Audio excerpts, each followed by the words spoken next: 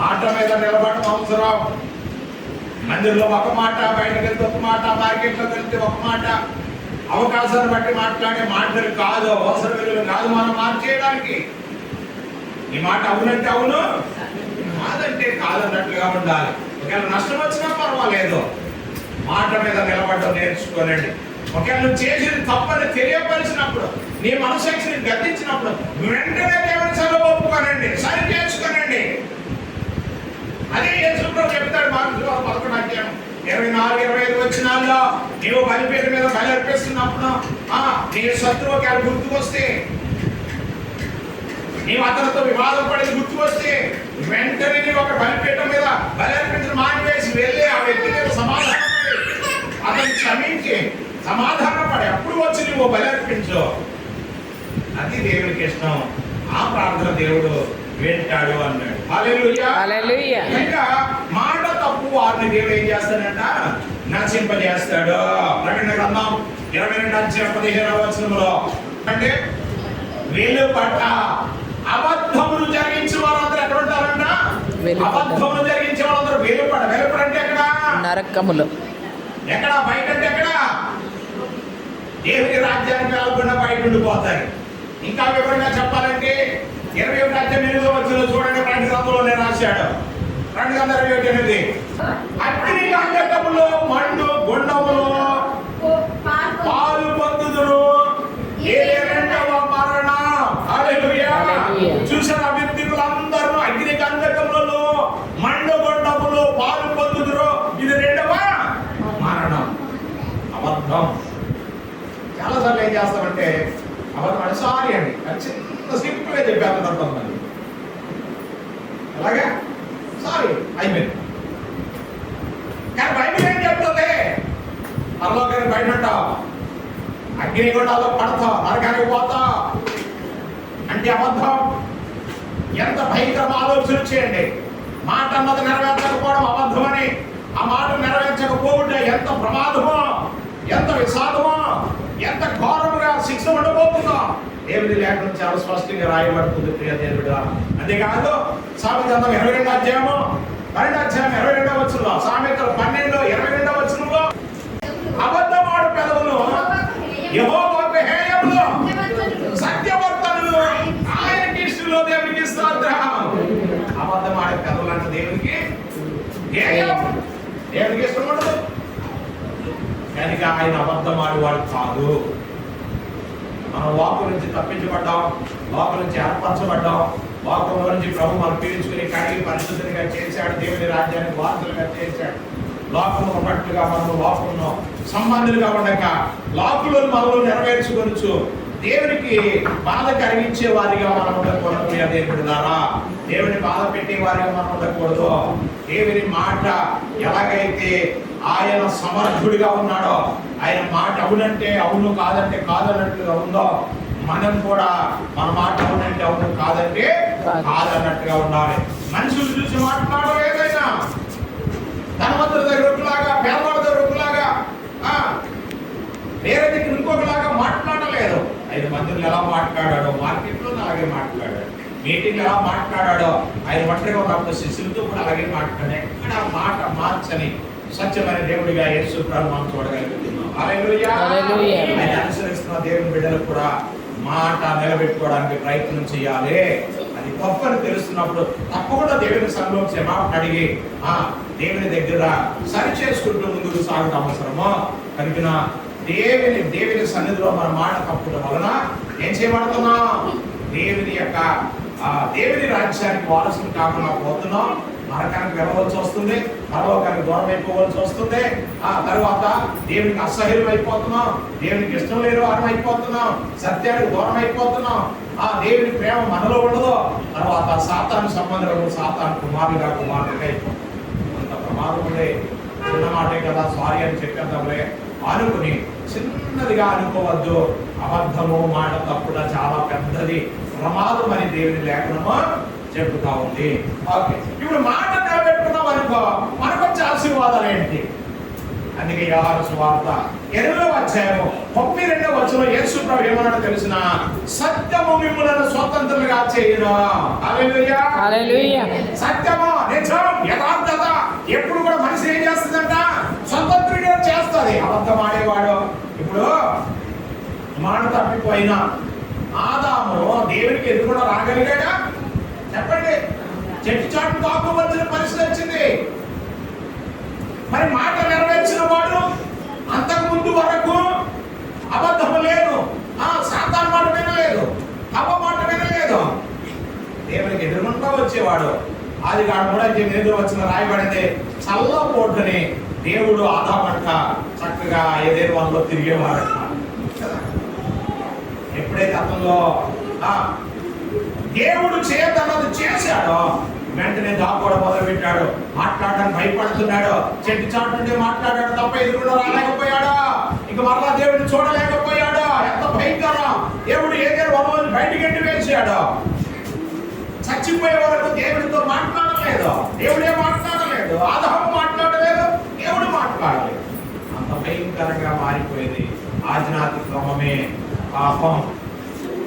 కనుక ప్రియ దేవుని బిడ్డలారా గుర్తించండి, సత్యంగా నడుచుకుంటే స్వాతంత్రత కలిగి ఉంటుంది. నిజము మాట్లాడేవాడు ఎప్పుడు కూడా డైరెక్ట్ గా ఉంటాడు, నిలబడతాడు, ధైర్యంగా మాట్లాడతాడు, ప్రతిదాన్ని ఎదుర్కోగలిగి ఉంటాడు. అబద్ధం మోసం ఉన్నవాడు ఎప్పుడు కూడా వాడి కళ్ళు, వాడి శరీరం, వాడి నడక, వాడి ఆలోచనలు అన్ని తేడానే ఉంటాయి.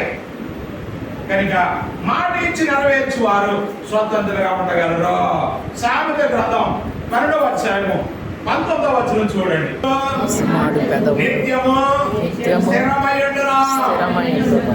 ఏమంటారట? నిజం పలికే వారి యొక్క పెదవులంట నిత్యము స్థిరమై ఉండును. స్తోత్రం. హల్లెలూయా. ఎంత గొప్ప మాట అంటాడు. పెదవులను కాల్చు, అపవిత్రం వచ్చిన నేను నివాసం చేస్తున్నాను అని చెప్పినప్పుడు దేవుని దూత అంటే కొరవి అగ్ని కొరవలు తీసుకొచ్చి తన పెదవులను కాల్చెను. అప్పుడు పరిశుద్ధుడిగా అతడు ఏం చేశాడు? దేవుని మాటలు చెప్పడానికి ముందుకు వెళ్ళాడు. దేవుని లేఖనం రాయబడి. కనుక దేని బిడ్డలారా మాట మీద నిలబడి వారు స్థిరమైన జీవితం జీవిస్తారు. హల్లెలూయా. మాట మీద నిలబడి ఎలా పడతారో స్థిరమైన జీవితం సింహంలో నిలబడతారు. అందుకే నీతి మంత్రులు కొంచెం నా సరే బలముగా ఉంటుంది, గొప్పగా ఉంటుంది. దేని బిడ్డలారా గమనించండి, ఈ రోజున నిజవాడు పెదవులు నిత్యము స్థిరమై ఉండును. ఎప్పుడైతే నువ్వు దేవుని మాట మీద నిలబడతావో, నువ్వేదైతే పలికమ్మ మాట మీద నిలబడతావో దేవుడు నీకు స్థిరమైన జీవితాన్ని కలుగజేస్తాడు. హల్లెలూయా. అంతేకాదు చెప్పేసి 4:15 దాకా చదువు మనం ఆ మాట అంటాడు. ప్రేమ కలిగి సత్యము చెప్పుచు క్రీస్తు వలె ఉండుటకు మనం అన్ని విషయములలో ఎదుగుతాము. ఎలా ఉండాలంట? సత్యము చెప్పుచు క్రీస్తు వలె ఉండాలంట. మాట మీద నిలబడి సత్యం చెప్పువారు అన్ని విషయాలు ఎదుగుతారు. మాట మీద నిలబడాలంటే ఏమవుతారంట? అన్ని విషయాల్లో ఎదుగుతారంట.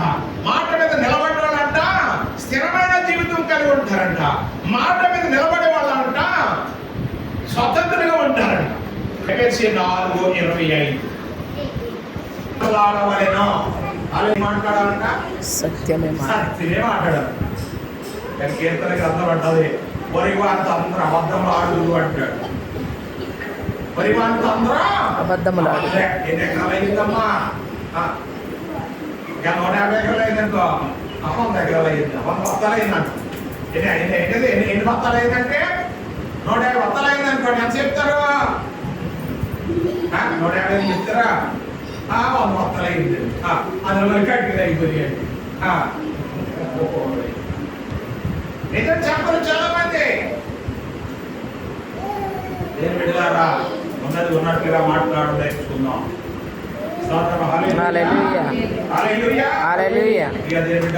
దేవుని లేఖనం చెప్తుంది, సత్యం చెప్తేనంట, నిజం మాట్లాడితేనంట ఒకరు అవయవాలం అయిపోయామంట.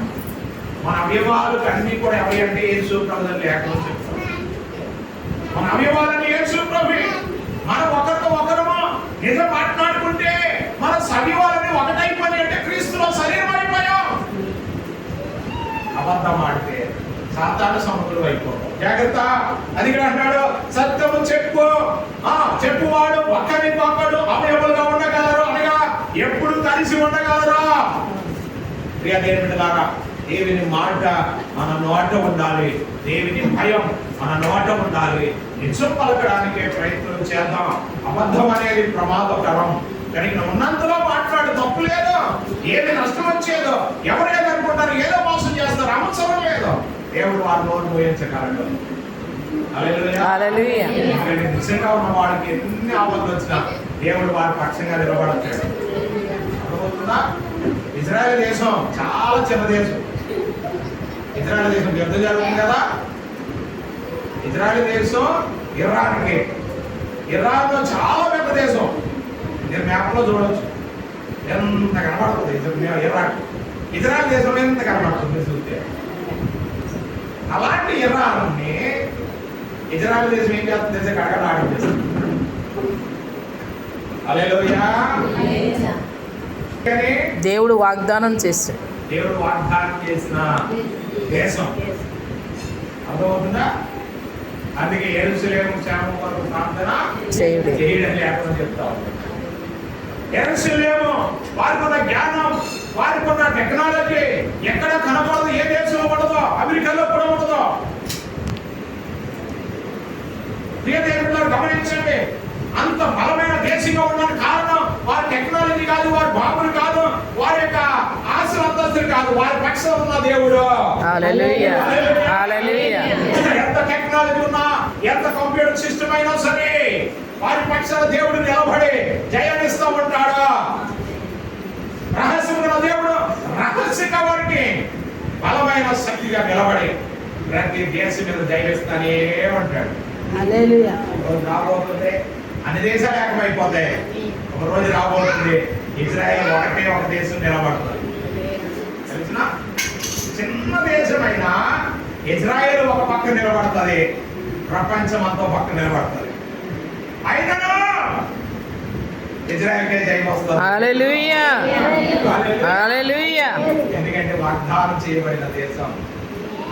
అది ఎవ్వరు ఏం చేయలేరు. కొంత నష్టం చేయమో తప్ప పూర్తిగా సర్వనాశనం చేయలేరు. వాగ్దానం నెరవేరాలి. వాగ్దాన భూమి. వారి పక్షంగా ఉన్నది మానవులు కాదు, వారి పక్షంగా ఉన్నవే టెక్నాలజీ కాదు, వారి పక్షంగా ఉన్నవే బాంబులు కాదు, వారి పక్షంగా ఉన్న సైన్యం కాదు, సైన్యాధిపతి యెహోవా సృష్టికర్త దేవుడే వారి పక్షంగా నిలబడబోతున్నాడు. హల్లెలూయా. నా ప్రియ దేవుడా, 15వ కీర్తన 4వ వచనములో 15వ కీర్తన 4వ వచనంలో దావీదు ఏమంటే, తప్పకుండా నిలబడిన వ్యక్తి అంట దేవుని గుడారంలో అతిథిగా ఉంటాడు. దేవుని గుడారంలో అతిథిగా ఉండదగిన ఎవరు అంటే మాట తప్పని చేయగా నష్టము కలిగిన మాట తప్పని వాడని దేవుడు లేకుండా. నీవు మాట తప్పకుండా నీ మాట అవునంటే అవును, కాదన్నట్టు ఉంటే నీవు దేవుని సన్నిధిలోనే ఒక గెస్ట్ గా ఉండబోతున్నావు. అది గొప్ప భాగ్యం. చివరికి ఒక మాట చెప్పి నేను ముగిస్తున్నాను. యేసు ప్రభువు అంటాడు, నేనే మార్గము సత్యము జీవము, నా ద్వారా తప్ప తండ్రి వద్దకు ఎవడును వెళ్ళలేడు. సత్యము అంటే యథార్థత నేనే, నిజము నేనే. ఎవరైతే నిజంగా నిలబడతారో వాడు ఏం చేస్తారంటే తండ్రి వద్దకు వెళ్తారు. అంతే. ఎక్కడికి వెళ్ళిపోతారు? నిజం పలికేవాడు అందరు ఎక్కడికి వెళ్తారు? తండ్రి రాజ్యం వెళ్ళిపోతారు. అంతేకాదు, నిజం పలికే వాళ్ళు తండ్రి రాజ్యంలో అతిథిగా ఉండగలుగుతారు. ఈరోజు గుర్తిద్దాం, దేవుని మాట మన జీవితాల్లో నెరవేర్చాలి. ఈ వాగ్దానం చేసో అది నెరవేర్చాలి. ఒకరి కష్టం కలిగే చేయకుండా, ఒకరి బాధ కలిగే చేయకుండా ఎప్పుడైతే నీ మాట మీద నిలబడి వెళ్తావో అప్పుడు సాతానుతో నీ యుద్ధం చేయగలుగుతావు. అప్పుడు సాతాన్ని ఓడించగలుగుతావు. అప్పుడు ఎప్పుడు యేసు ప్రభువు ఒక మాట అంటారు శిష్యులతోటి. ఎక్కడ మాట? యోహాను సువార్త 14:30 వచనంలో యేసు ప్రభువు ఒక మాట అన్నాడు, చూడండి. వచ్చుచున్నాడు, నాతో వానికి ఎటువంటి సంబంధము లేదు. యేసు ప్రభు చెప్తున్నారు. ఎప్పుడంటారు తెలిసిన? గురువారం రాత్రి. ఆయన ఎప్పుడు చనిపోతాడు? శుక్రవారం. పొద్దున చనిపోతాడు, 9 గంటలకు సిలువ వేయబడు. అంటే గురువారం రాత్రి కొన్ని గంటల్లో చనిపోయే ముందు యేసు ప్రభువు చెప్పవలసిన అల్లా చెప్పేశాడు శిష్యులకి. ఇంకా నేను విస్తరించి మాట్లాడరా బాబు, వినండి అంటే అయిపోయి మీతో చెప్పేశాను. నేను ఒక్క మాట చెప్తున్నాను. ఈ మాట చెప్పేసి మనం బయలుదేరి ఎక్కడికి వెళ్తాం? గెత్సేమని వనంలోకి వెళ్తాం. ఆ వనంలో రామాస్ ఆయన వస్తారు, నన్ను పట్టుకుని తీసుకుని వెళ్ళి చిత్రహింసలు పెడతారు, ఉదయం చంపుతారు. ఇవాళ ఒక మాట అన్నాడు, ఈ లోకాధికారి వచ్చుచున్నాడు, వానితో నాకేమి సంబంధం లేదు. లోకాధికారి ఎవరు చెప్పండి? సాతాను. లోకానికి అధికారి ఎవరో? ప్రస్తుతానికి లోకానికి అధికారి ఎవరో? సాతాను. సాతాను. ఎక్కడి నుంచి తీసుకున్నాడు ఈ అధికారం? దేవుడు మానవుడికి ఇచ్చాడు. మొదటిగా ఈ లోకం మీద అధికారం ఎవరికి ఇచ్చాడు? మనుషులకి ఇచ్చాడు. ఆదాముకి ఇచ్చాడు. ఆదికాండం 1:26-27 ఆదికాండం 2:16-17 ఇదిగో ఏలండి, ఈ సర్వ సృష్టిని ఏలండి, లోపరుచుకోనండి, స్వాధీనపరుచుకోనండి, విస్తరించండి, ఫలించండి అని దేవుడు ఆదాముకి ఇస్తే ఏం చేశాడు? ఆదాము పాపం చేసి ఏ పళ్ళైతే దేవుడు తినొద్దు అన్నాడో ఆ పళ్ళు తిని దేవుని ఆజ్ఞను అతిక్రమించడం వలన ఈ లోకానికి మీద ఉన్న అధికారం అంతా ఎవరి దగ్గర వెళ్ళిపోయింది? సాతాను దగ్గరికి వెళ్ళిపోయింది. ఈ లోక అధికారాన్ని మరలా ప్రభు వారు 1000 ఏళ్ల పరిపాలనలో మానవుడికి ఇవ్వబోతున్నాడు. దేవుడికి స్తోత్రం చెప్పండి. హల్లెలూయా. హల్లెలూయా. అందుకని లోకాధికారి వస్తాడు. ఎప్పుడు? చనిపోయే ముందు. ఈ మాట గుర్తుపెట్టుకోండి. ప్రతి ఒక్కరు ఈ భూమిలో విడిచిపెట్టినప్పుడు, హార్ట్ అటాక్ వచ్చిన, హార్ట్ స్ట్రోక్ వచ్చిన, సీరియస్ అయిపోయి ఐసీలో ఉన్న మనిషి చచ్చిపోయే ముందు సాతాను అనేవాడు ప్రతి ఒక్కరి దగ్గర వస్తాడు. దేవుడు నమ్ముకున్నవాడు దగ్గర మరీ వస్తాడు. ఏం చేస్తాడు? వచ్చి ఏం చేస్తాడు తెలిసిన? ముందు నా లెక్క తెలుసు, లోపల ఉన్నా కదా 20 సంవత్సరాలు 30 సంవత్సరాలు నాలో ఉన్నది నీలో ఏదైతే ఉందో అన్ని లెక్క చెప్పు. అవన్నీ వచ్చేసుకుని వెళ్ళిపోతుంది. ఎలా ఉంటుంది? అప్పులో ఉన్నాడు అనుకోండి, మన ఇంటికి అది చేసి వెళ్ళిపోతున్నాం. ఊరుకుంటాడా వాడు? చెప్పండి. లోపలికి 5 లక్షలు ఇవ్వాలి, మన ఇల్లు అమ్మేసుకుని వెళ్ళిపోతామని తెలిసింది. ఊరుకుంటాడు వాడు? ఏం చేస్తాడు చెప్పండి? నాది నాకు ఇచ్చేసి వెళ్ళమంటాడు. కట్టేస్తాడు. అవసరమైతే 10 మంది తీసుకొచ్చి 10 చేస్తాడు. డబ్బులు ముందు తర్వాత వెళ్ళాడు. అలాగే నేను సాతాను కూడా ఏం చేస్తాడంటే లోపల అంత ముందరాకి తర్వాత వెళ్ళు, దేవుడు రాజ్యం వెళ్తావో లేకపోతే నాకే లేకపోతే నాతో ఏం చేయాలి చెప్పండి? డబ్బులు ఎవరు తెలుసుకోండి. ఏం చేస్తాడు పనుడు? మన డబ్బులు బాగుపడికి డబ్బులు ఇవ్వలేదు అని ఏం చేస్తాడు? ఇంటికి తీసుకెళ్ళి పాతకాలం అలాగే చేసేవారు కదా, పిల్లల్ని తీసుకెళ్ళి పని చేయించుకునేవారు. అవునా? సాతాను కూడా అలాగే చేస్తాడు. సాతాను ఎక్కడ ఉంటాడు అక్కడ తీసుకోవాలి. లోపల ఉన్నది ఏదైనా సరే, అసూయ, స్వార్థం, దోచుకోవడం, అబద్ధం, మోసం, లోపల మనలో ఏదైతే ఉందో దానిలో మనం చనిపోతే ఎక్కడికి వెళ్తామంటే నరకానికి వెళ్ళాలి, నిత్య నగ్గిలోకి వెళ్ళాలి, 2వ మరణానికి వెళ్ళాలి తప్ప దేవుని రాజ్యానికి వెళ్ళే అనుభూతం మనకు ఉండదు. ప్రియుల వాటిని సరి చేసుకుందాం. నీ మాట ఏదైతే ఇచ్చావో ఆ మాట తప్పకుండా నెరవేర్చాలి. మాట మీద నిలబడడానికి ప్రయత్నం చేయాలి. ఇంకా ఎంతవరకు మనం మాట మీద నిలబడలేదేమో ఈ రోజు నుంచి అలా సరి చేసుకుందాం. దేవుడు తెలియపరిచిన ప్రతి తప్పులు ఒప్పుకుందాం. చక్కయ్యకు దేవుడు యేసుప్రభువుని చూడగానే అతను తప్పులు తెలుసుకొని ఎక్కడ అబద్ధమాడాడు, ఎక్కడ మోసం చేశాడో తెలిసిపోయింది. వెంటనే యేసుప్రభువుని ఇంటికి తీసుకొచ్చాడు, ఇంట్లో ఆతిథ్యమిచ్చాడు, కూర్చుని పెట్టాడు, కాళ్ళు పట్టుకున్నాడు. అయ్యా నేను చాలా తప్పు చేశాను, ఎవరి దగ్గర అయితే నేను దోచుకున్నానో వారికి మరలా తిరిగి 4 వంతులు ఇచ్చేస్తానయ్యా అని చెప్పినప్పుడు యేసుప్రభువు అన్నాడు, నేడు ఈ ఇంటికి రక్షణ వచ్చింది. ఎప్పటి నుండి? ఇతను అబ్రహాము కుమారుడు. హల్లెలూయా. హల్లెలూయా. రక్షణ లేదు.